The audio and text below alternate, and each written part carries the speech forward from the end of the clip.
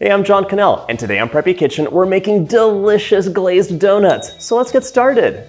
To make these donuts, you'll need milk, 2 packets of active dry yeast, granulated sugar, all-purpose flour, salt, butter, 2 eggs, some vanilla, and of course, powdered sugar for the glaze. And yes, we'll be frying these, so get some oil out too. First off, we're gonna measure out 1 cup or 240 ml of whole milk. We want this to be about 110 to 115 Fahrenheit. I'll put Celsius down below. This is gonna go into the microwave. I'm at 105 to 110 Fahrenheit. If you get that milk too hot, you'll kill the yeast, which is not good. I'm adding in about a teaspoon of granulated sugar, as well as, give that a stir first. Now I'm adding 2 packets of active dry yeast. If you're not using packets, that's 4.5 teaspoons. We're just gonna give this a mix so it gets all combined and set it aside for about 5 to 10 minutes until it is nice and frothy. If this does not froth, start over again because your yeast were dead. Either they got burnt, they're just too old or something happened and the donuts will not work. So always make sure your yeast is nice and frothy. That's a sign things are gonna be delicious. In the meantime, we can measure out the dry ingredients, so get a scale, a big bowl, whatever you want. I actually got 2 big bowls out because one is for wet, one is for dry, and here's the deal. You wanna melt 6 tablespoons of butter out. That's about 85 grams. I like to cut my butter into small pieces when I'm melting it in the microwave because even if you use half power, my gosh, the butter explosions are real. And you can let me know in the comments if you've had a butter explosion and how not fun it is to clean up.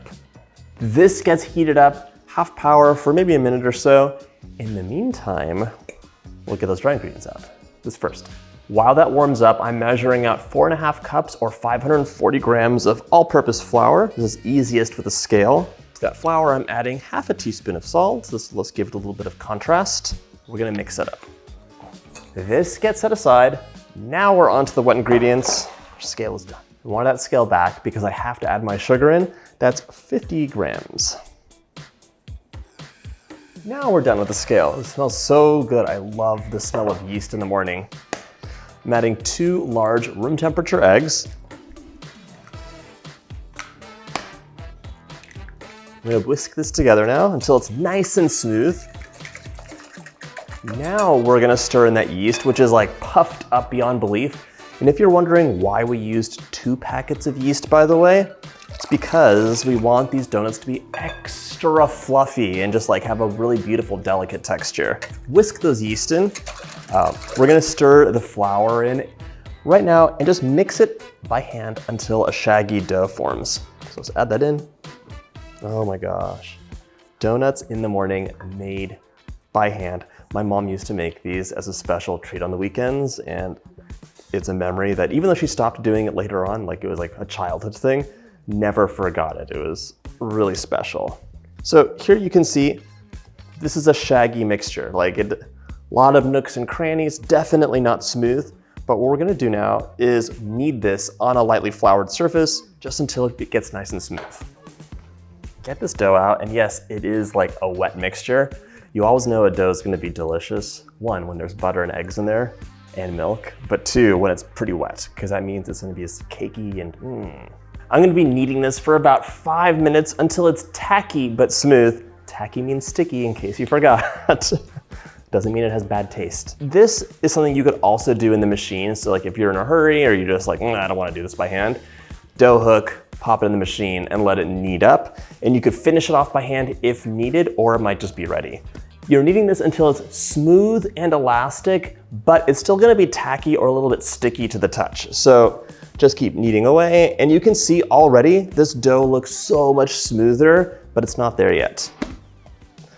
One of the tests you can do with dough is called the window pane test, by the way. And that just means that you take 2 little fingers and you stretch it up. This tore immediately, it's not ready.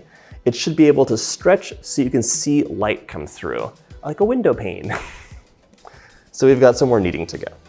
As you're kneading the dough, you're developing the gluten in the flour, it's a protein, and you're also hydrating the dough. So everything is just getting really mixed well together. My dough is almost ready, nice and smooth, and look at this. I can take 2 fingers, pull a section out, and it stretches and you can see the light comes through. It's very satisfying. Another test is just to see how it bounces back when you press in. Pressing in, bounces back pretty well. Okay, this is gonna go into an oiled bowl, and yes, there is butter, there is milk, there are eggs in here. This is not pizza dough, so it's gonna need more time to rise in a nice cozy place. So my dough's ready. I'm gonna place it into a lightly oiled bowl. I'm just reusing my flour bowl. This wants to hang out in a nice, cozy, warm place for about an hour. You can cover it with plastic or get a bonnet out. Into a nice, cozy place, 1 hour, and we'll be back with some beautiful puffed, delicious dough. Just a little bit over an hour later, look at this dough. It was actually up to here and I opened it up. It starts deflating right away. That's okay because we're gonna punch it down. Punch, punch, punch, punch, punch.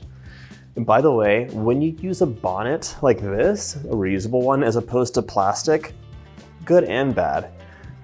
Here, it's a little bit dried out, just a little bit though, which is actually really nice when you dump out your dough. This is just nice because it's not gonna stick so much to the bottom of your pastry mat or your counter. Okay, pat it out. It's a little bit thick right now, so I'm just gonna add a little bit of flour and roll it out. This smells so good, by the way, already. For these donuts, we're gonna use circle cookie cutters.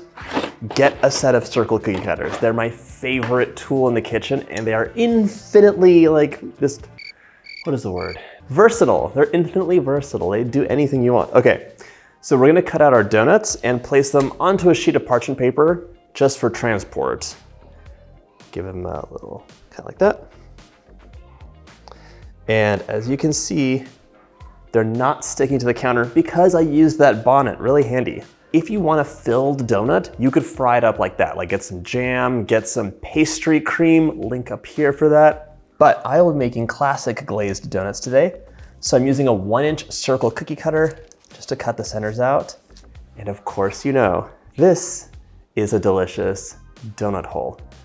Save those, those are actually my favorite parts. One thing you want to be careful of is not rolling your dough out too thin. You do want them to puff up, and these have a second rise. We're not done yet. They're gonna have a little bit more warm and cozy time and puff up even more, and then we're gonna deep fry them. But if they're too thin or if they're too thick, they're just not gonna have the right texture inside because they have to cook through in that hot oil without getting overcooked. It's a delicate balance. So 3/4 of an inch will do you just right.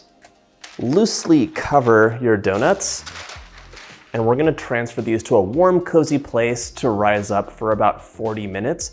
They're gonna get really puffy, and this stage is important. That's what gives you that light as air texture in your donuts. So remember, 40 minutes, warm, cozy place, and in the meantime, we're gonna get our oil out. While our donuts are rising, add 2 inches of oil to your Dutch oven or a large pot and place it over medium heat along with a thermometer, and we're gonna heat that up until it's 350 degrees Fahrenheit. In the meantime, let's make an easy glaze for our glazed donuts. I want 3 cups or about 360 grams of powdered sugar. I don't need to sift this out. 6 tablespoons, 90 ml of milk. Pour that right in. This is a much thinner consistency than a lot of the glazes you're used to. And now, half a teaspoon of vanilla.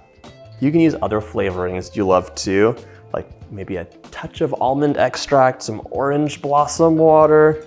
I think bourbon or rum is a popular addition as well. And yes, you can add citrus zest or juice into this as well. So many delicious choices. This, as you can see, is a nice thin drizzling consistency, just what we want. You want to cover this up just with paper or something while this is happening because you do not want your glaze to dry out.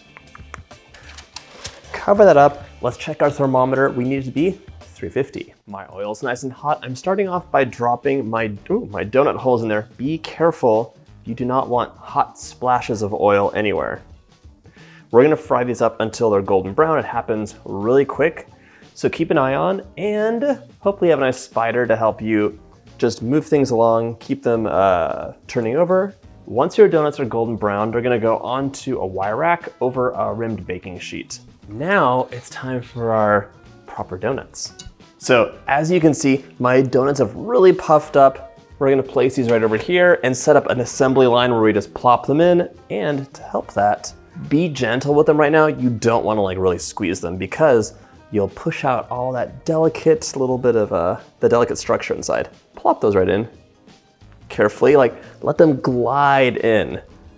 You can fry up 3 to 4 at a time, but as you add them in, the oil's temperature will drop, so keep an eye on your thermometer and adjust your temperature accordingly. Everyone's stove is different. So you might be on medium low, you might be on medium high. It's totally dependent on the temperature. So look at that thermometer when you add things in. And as you can see, come take a look. These are getting to be golden brown super quick. My bounty of donuts is ready to glaze. So here's the deal. Set up a station, uncover that glaze, and you're just gonna dip your donuts, they're still really warm, right in the glaze as much as you want. It could be a top, it could be fully covered. It's up to you and what you enjoy. And then we're just going to dip and let them set on the wire rack. You can pop them into your mouth now. Hot oil, boiling, burnt feelings, but it'll still be delicious. Up to you. You can also spoon the glaze over if you want even more coverage. So plop it like that, spoon it over the top, and this will be the completely covered donut. But I will warn you, you're using a lot of glaze, so make sure you let it drain off for a while first before you pop it onto the wire rack. Otherwise, you'll run out of glaze and be sad. Plop those donut holes in, it's raining donut holes. And then you'll just move them around with your spoon so they get good coverage and place them right onto your rack, just like this. Be very gentle though, because these guys are so airy and puffy inside that you don't want to collapse them. You really want to preserve that shape. Soft and airy on the inside, golden crisp glazed deliciousness on the outside. I literally can't stop eating these.